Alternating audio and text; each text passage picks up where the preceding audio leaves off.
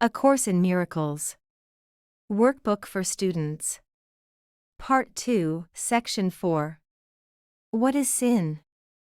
Hi there. Have you ever pondered the concept of sin?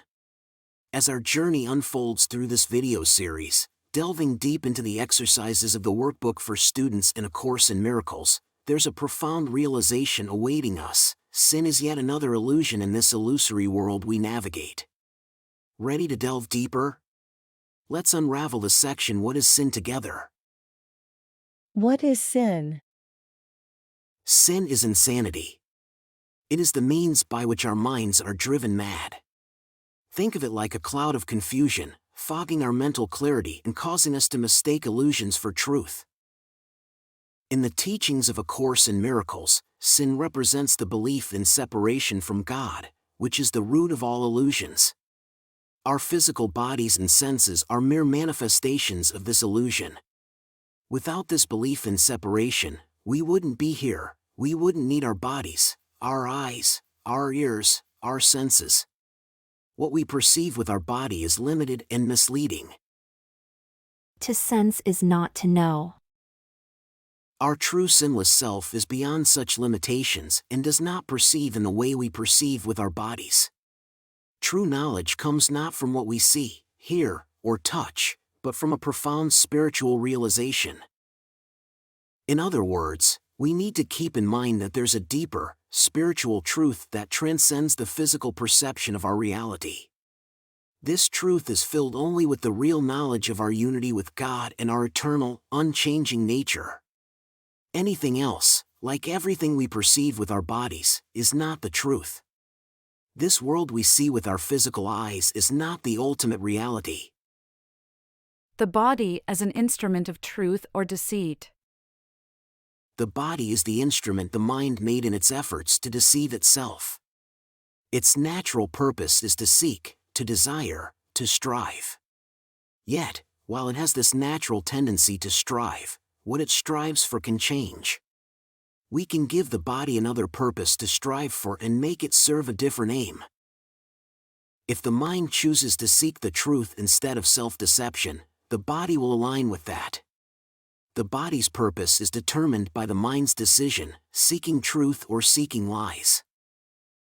Then, even the body's senses, sight, hearing, touch, etc., will also align with this goal. They will look for evidence of what is true, instead of seeking proof of the validity of the illusions. Sin is the home of all illusions. At the core of every illusion lies the notion of sin.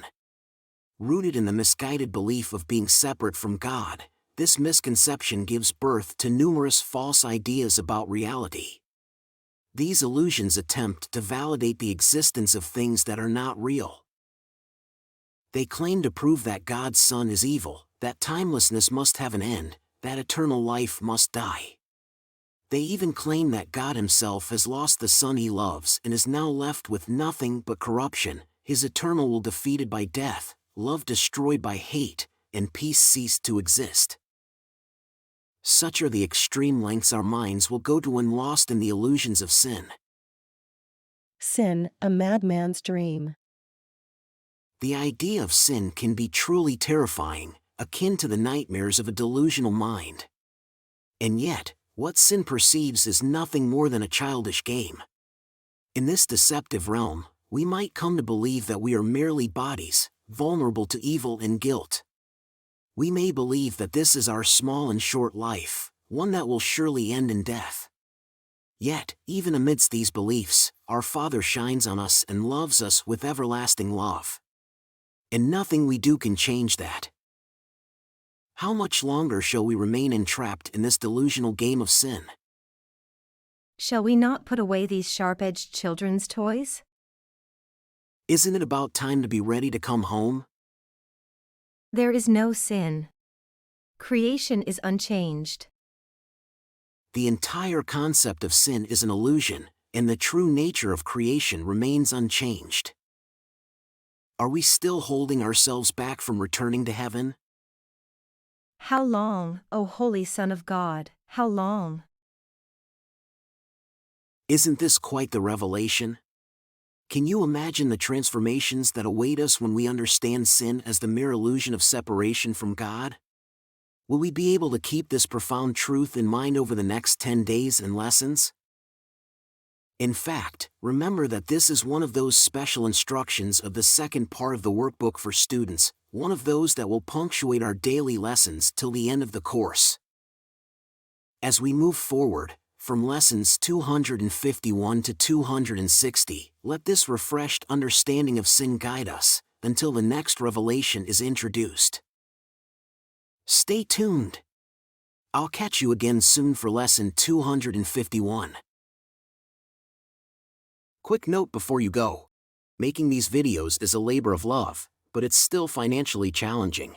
If you've found value in what you've watched, please consider supporting with a donation.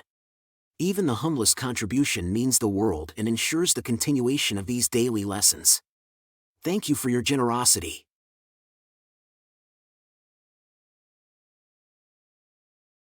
Did you enjoy the video and find it helpful? Please give it a like and leave a comment. And don't forget to subscribe and hit the notification bell. We have a new lesson every day. And if you've been with us for a while, please consider supporting the channel. There's a lot of love behind these videos. Check out the video description for more details.